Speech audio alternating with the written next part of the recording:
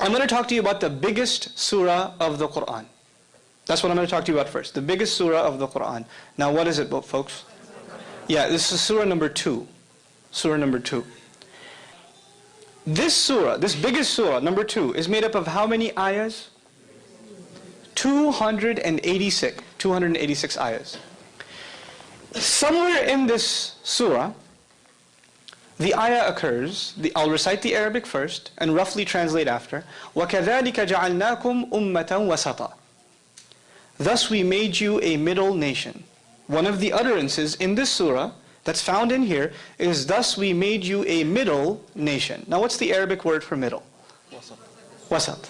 The Arabic word is wasat. You don't have to know that. But know that this statement, this declaration occurs in this surah. This surah, was it written or was it delivered in the form of speech? Speech. And also, as a historical comment, it wasn't delivered at once. It took almost 10 years to be revealed. So this one surah was coming piecemeal. And while it was coming down, pieces of other surahs were also being revealed. And the messenger would instruct his companions, these ayahs belong to this surah and those ayahs belong to that surah. But when the whole thing is said and done, Baqarah, the second surah, is made up of 286. And in ayah number, listen to this carefully now, in ayah number 143, the Lord says, we made you a middle nation. How many ayahs in this surah again? 286. And where does He call us a middle nation? In the middle. In the middle. Now how do you, I understand if you're going to do this in writing.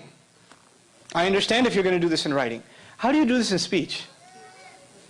And by the way, at the time, there was no concept of ayah number. Like I told you, ayahs, there are 286 ayahs, and there's 143 ayahs. At the time, they never said, haven't you read ayah 12 of chapter 35? They didn't talk like that.